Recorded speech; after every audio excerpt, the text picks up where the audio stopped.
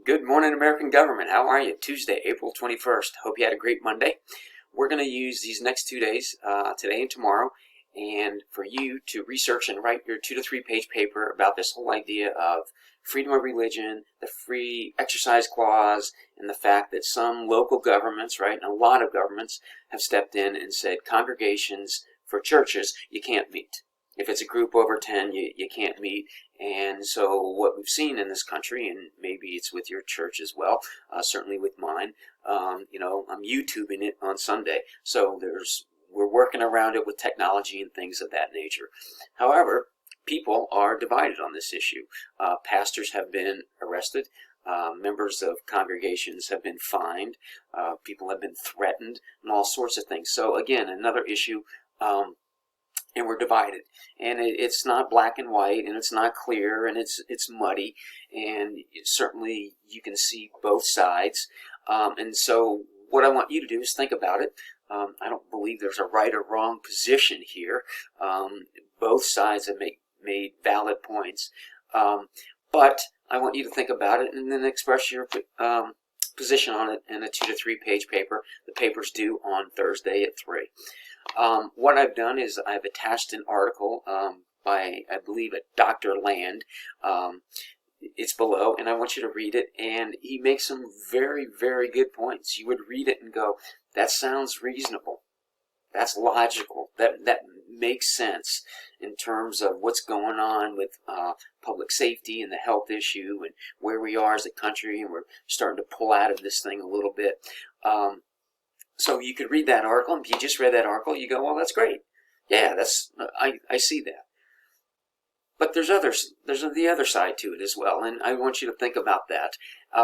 For instance, while churches, right, from the government perspective, have not been deemed essential, that's why you can't gather at your church, in groups of greater than 10. Liquor stores are essential. Obviously the economic impact of not having church services, I don't know this for a fact, but I can only assume that in terms of the offerings that churches have endured the last 4 or 6 weeks, that their revenue stream is down. They're hurting. They're not bringing in the money that they need to continue the operation. Meanwhile, if you ever have a chance to drive past Total Wine, a liquor store, they're making money hand over fist. There's no limitation on how many people can be in the store. There's not that limitation of 10 people. They are making money hand over fist over there because the government has deemed that essential. So again, I'm just bringing up points where you can sort of look at both sides of it. Just this past weekend, the governor of Florida opened up the beaches in Jacksonville. And so what we see is hundreds and hundreds and hundreds of people on the beach. And they're asking, well, please be social distance, I wonder if they have X's in the sand, that, you can only be so close to someone. But here's the interesting thing about it. You can walk, you can run, you can exercise. But you cannot sit down. You cannot have a towel. You cannot be lounging around. No.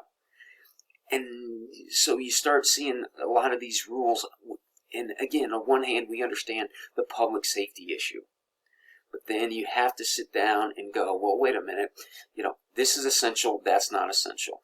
And so some are starting to question, wait a minute, where did that come from? So it's like many issues that we have in this country, we are divided, and it's something that's going on, obviously present day, and I want you to give it some thought. Again, there's not a right or wrong position I feel in it. I think you can look at it from so many different angles, but I want you to think about it from so many different angles, and then just put your thoughts together in this 2 to 3 page paper. So that's really all I have today. I want you to read the article attached. Please do. And then I'll come back. I'll have another video for you tomorrow, and just to try to encourage you to finish that paper. I want to encourage you to finish the race. You're so close to this, your senior year being over, so I want to encourage you just to stay on top of, the assignments that you have in all your classes, and just finish this thing strong. So that's all I have. I'm here for you if you need me for any reason. Office hours are 8 to 11, but as I said many times, this is my world. I'm here all day, staying home, so I'm here to help you. So whatever I can do, please just give me a shout and I'll get right back to you. So watch this video, and I have a song I wanted you to hear that's going to follow this, and then we will talk tomorrow.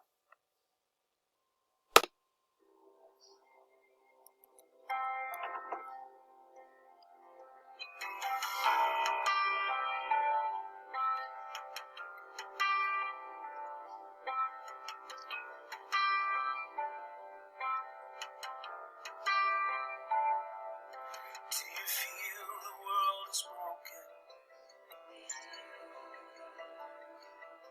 Do you feel the shadows deepen? But do you know that all the dark won't stop the light from getting through? Do you wish that you could see it all made new?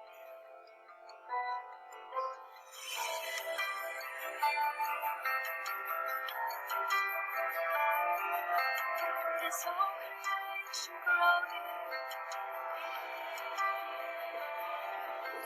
is a new creation coming.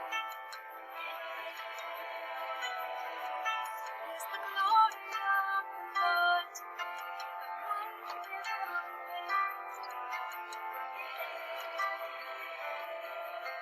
Is it good that we remind ourselves of this?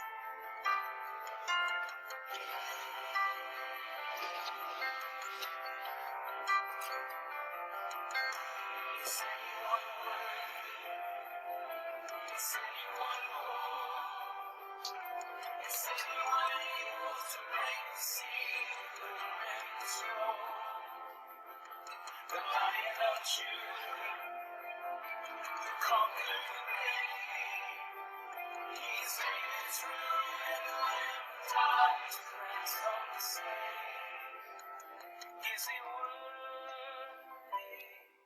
Is he worthy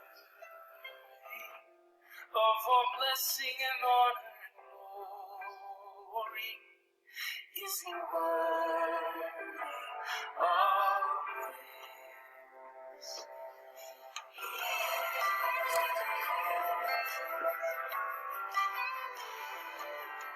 As the Father truly loves us, does the Spirit move around us?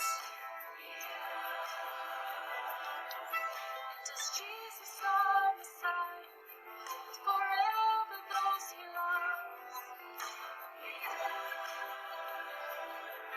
Does our God intend to dwell again with us?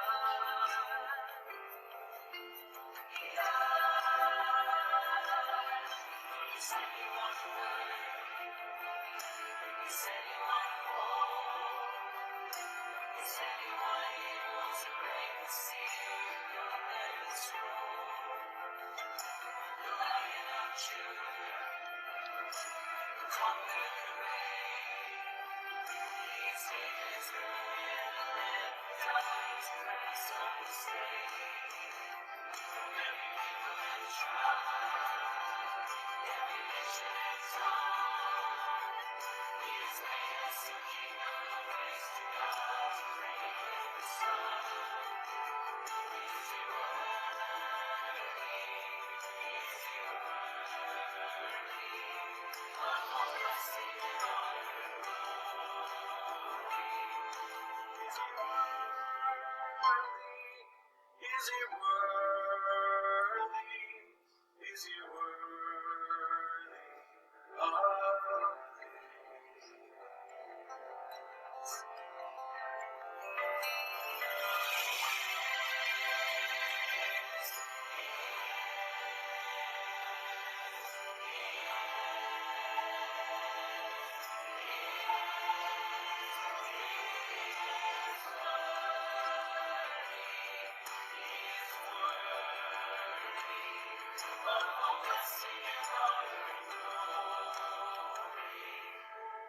He's worthy of this.